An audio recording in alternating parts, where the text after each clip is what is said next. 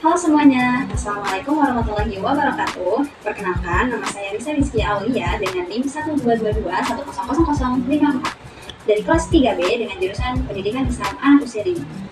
Oke, di sini saya akan menjelaskan mengenai materi dari artikel yang saya buat yang berjudul Pentingnya Peran Guru dalam Mengembangkan Kecerdasan Emosional Anak Usia Dini. Langsung saja kepada materi yang akan dibahas di sini, yaitu ada 4 materi. Yang pertama ada definisi dari guru dan anak usia dini, yang kedua ada definisi dari perkembangan kecerdasan emosional anak, dan yang ketiga ada peran guru dalam mengembangkan kecerdasan emosi anak usia dini, dan yang keempat yaitu ada peran guru dalam meningkatkan kecerdasan emosional anak usia dini. Nah, langsung saja kepada materi yang pertama, yaitu mengenai definisi dari guru dan anak usia dini. Nah, menurut Siti dan Muhammad Ali, dalam jurnalnya mendefinisikan bahwa guru adalah seseorang yang memiliki kemampuan profesional untuk mendidik, mengajar, membimbing, menilai, dan mengevaluasi peserta didik dalam proses pemindahan ilmu dari sumber belajar yang tersedia kepada peserta didik. Nah, dapat kita simpulkan di sini bahwa guru itu adalah pengajar yang ada di sekolah. Sebagai seorang pengajar atau sering disebut sebagai seorang pendidik, guru dituntut untuk menyampaikan ilmunya kepada siswa, menasehati dan mengarahkan siswa kepada perilaku yang lebih baik dari sebelumnya. Nah, guru juga adalah seseorang yang memberikan fasilitas untuk proses perpindahan ilmu pengetahuan dari sumber belajar ke peserta didik. Nah, sebagai tenaga pendidik yang profesional, tentunya guru memiliki tugas utama, yaitu untuk mendidik, mengajar, membimbing, mengarahkan, melatih, menilai, dan mengevaluasi peserta didik. Nah, adapun definisi dari anak usia dini itu sendiri, yaitu bahwa anak usia dini itu merupakan anak yang berada pada rentang usia 0 sampai 6 tahun. Nah, di pernyataan ini diperkuat pada pasal 1 ayat 14 Undang-Undang Sisdiknas tahun 2003 yang mencantumkan bahwa pengertian anak usia dini sebagai anak yang berusia 0 bulan atau sejak lahir hingga usia 6 tahun. Sementara itu, menurut The National Association for the Education of Young Children berpendapat bahwa anak usia dini adalah anak yang berada dalam rentang usia 0 sampai 8 tahun. Nah, jadi di sini kita dapat menyimpulkan bahwa definisi dari anak usia dini itu berbeda-beda. Ada yang berpendapat bahwa anak usia dini itu adalah anak yang berusia 0 sampai 6 tahun, dan ada juga yang berpendapat bahwa anak usia dini itu adalah anak yang berada pada rentang usia 0 sampai 8 tahun. Selanjutnya materi yang kedua yaitu mengenai definisi perkembangan kecerdasan emosional anak. Nah, sebelum kita mengetahui mengenai definisi dari perkembangan kecerdasan emosional anak, kita harus mengetahui dulu pengertian dari kecerdasan emosional itu sendiri. Di sini, kecerdasan emosional menurut Salovey dan Mayer mendefinisikan kecerdasan emosional sebagai himpunan bagian dari kecerdasan sosial yang melibatkan kemampuan memantau perasaan dan emosi baik pada diri sendiri maupun pada orang lain, memilah-milah semuanya dan menggunakan informasi untuk membimbing pikiran dan tindakan. Nah, menurut Suyadi, perkembangan sosial emosional anak sebagai salah satu aspek dalam perkembangan anak sejatinya tidak bisa dipisahkan satu sama lain. Dengan kata lain, membahas perkembangan emosional harus bersinggungan dengan perkembangan sosial anak. Demikian juga sebaliknya, membahas perkembangan sosial harus melibatkan emosi, sebab keduanya terintegrasi dalam bingkai kejiwaan yang utuh. Jadi dapat disimpulkan bahwa perkembangan sosial emosional itu sangat penting keberadaannya pada setiap anak, karena berhubungan dengan kemampuan anak dalam menjalin interaksi dan hubungannya dengan yang lainnya. Jika anak tidak memiliki kemampuan sosial, maka bagaimana anak akan berkembang membangun karirnya di masa yang akan datang, atau dewasa nanti. Nah, maka perkembangan emosional itu perlu dilatih dari usia dini ke arah yang positif, sehingga anak mampu mengekspresikan emosi sesuai dengan harapan lingkungannya. Nah, dalam proses perkembangannya ini dibutuhkan sosok pendidik yang bisa mengajari anak supaya memiliki kecerdasan emosional yang baik.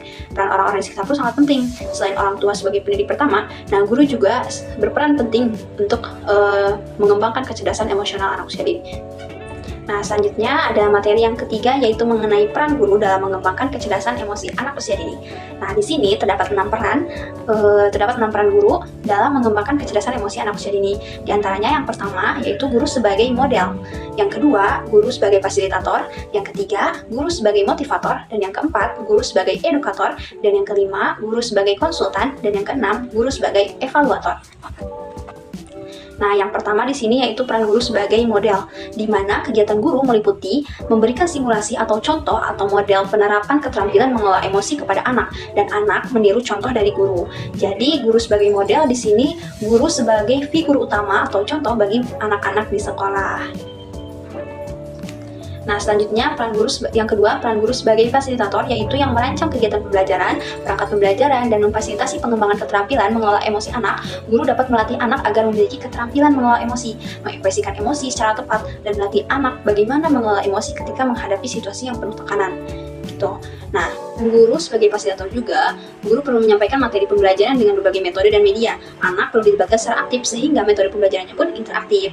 Nah, salah satu bentuk pengembangannya itu adalah melalui pelibatan anak dalam proses pembelajaran di kelas. Nah, peran guru yang ketiga yaitu guru sebagai motivator, di mana guru memberikan dorongan pada anak agar mengelola emosi dengan positif. Dorongan ini dapat diberikan saat pembelajaran di kelas. Nah, misalnya saat anak bertengkar dengan temannya, atau saat anak mengalami kesulitan menyelesaikan tugas, dan masih banyak lagi. Adapun kegiatan anak yaitu melakukan saran guru untuk melakukan strategi pengolahan emosi. Nah, yang selanjutnya ada peran guru sebagai edukator. Maksudnya gimana? Jadi peran guru sebagai edukator ini di mana guru memberikan pengetahuan atau edukasi kepada orang tua, sehingga nanti oleh orang tua ini diberikan arahan kepada anak-anaknya, dan kegiatan anaknya itu yaitu menerima arahan dari orang tua. Jadi orang tua diberikan edukasi oleh guru, dan nanti anak-anaknya pun diberikan arahan oleh orang tua. Lanjut, yang kelima ada peran guru sebagai konsultan, di mana guru memberikan layanan konsultasi bagi orang tua terkait pengembangan keterampilan mengelola emosi anak dan kegiatan anak, yaitu melakukan nasihat orang tua. Serta yang terakhir ada peran guru sebagai evaluator, di mana guru mencatat perkembangan strategi pengelolaan emosi anak, mengukur keterampilan mengelola emosi anak, memantau perkembangan keterampilan mengelola emosi anak, dan merencanakan tindak lanjut untuk peningkatan penggunaan keterampilan mengelola emosi anak, serta berkomunikasi dengan orang tua untuk mengetahui praktik dan pembiasaan anak dalam penerapan. Nah, adapun kegiatan anaknya yaitu menerapkan keterampilan mengelola emosi. Nah, selanjutnya materi yang terakhir yaitu mengenai peran guru dalam meningkatkan kecerdasan emosional anak usia dini. Nah, terdapat 4 peran guru di sini. Yang pertama ada peran guru dalam meningkatkan kesadaran diri anak. Peran guru dalam meningkatkan kesadaran diri anak yaitu dengan membina, mengarahkan, membimbing, dan memberi pelatihan sehingga anak-anak dapat mengendalikan emosinya dengan baik. Hal-hal lain yang dilakukan guru untuk meningkatkan kesadaran diri anak dengan membiasakan anak didik untuk berperilaku atau berakhlak yang baik. Misalnya mengucapkan salam, terus berjabat tangan kepada guru, mengajarkan doa-doa kepada anak-anak didiknya, dan mengenal Allah sebagai pencipta alam semesta dan isinya. Jadi di sini peran guru dalam meningkatkan kesadaran diri anak itu dilakukan melalui metode pembiasaan, di mana anak dibiasakan untuk melakukan hal-hal yang positif seperti tadi, membiasakan anak untuk mengucapkan salam, berjabat tangan. Nah, dari situ anak-anak akan terbiasa dan meningkatkan kesadaran diri pada dirinya. Nah, yang kedua ada peran guru dalam meningkatkan pengaturan diri anak. Peran guru dalam meningkatkan pengaturan diri anak yaitu harus sabar dalam menghadapi luapan-luapan emosi yang terjadi pada anak didiknya.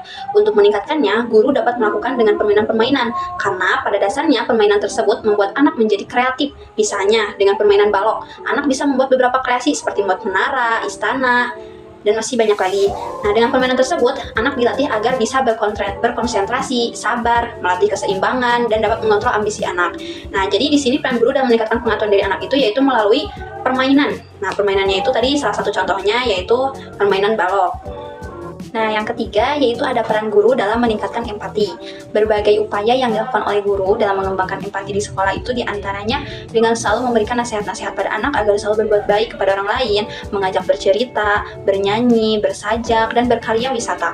Tetapi disesuaikan dengan tema yang terdapat dalam kurikulum pembelajaran sebagai panduan guru menyampaikan pembelajaran. Jadi peran guru dalam meningkatkan empati di sini, guru bisa mengajak anak bercerita, bernyanyi. Jadi guru itu bisa melakukan berbagai metode, diantaranya ada metode bercerita, bernyanyi, bersajak. Nah, dari metode-metode tersebut itu dapat meningkatkan empati anak. Selanjutnya yang keempat ada peran guru dalam keterampilan sosial anak. Peran guru dalam keterampilan sosial anak yang dilakukan dengan kebiasaan perilaku anak sehari-hari di lingkungan sekolah. Nah, di samping menggunakan pendekatan utama yaitu pembelajaran terpadu, pada kegiatan pembelajarannya dapat dilakukan dengan pendekatan rutin, sering juga disebut pembiasaan. Dilakukan dengan cara penjadwalan secara terus-menerus hingga pola perilaku yang diharapkan melekat menjadi kebiasaan positif pada setiap anak. Nah, jadi dalam peran guru dalam keterampilan sosial anak itu juga dapat dilakukan melalui metode pembiasaan. Seperti yang tadi ya, jadi contohnya seperti mengucapkan salam, membiasakan mengucapkan salam, pembiasaan berjabat tangan. Nah, dari pembiasaan tersebut, dari pembiasaan hal-hal yang positif tersebut itu akan menumbuhkan keterampilan sosial anak. Alhamdulillahirrahmanirrahim, materi yang dibahas sudah selesai.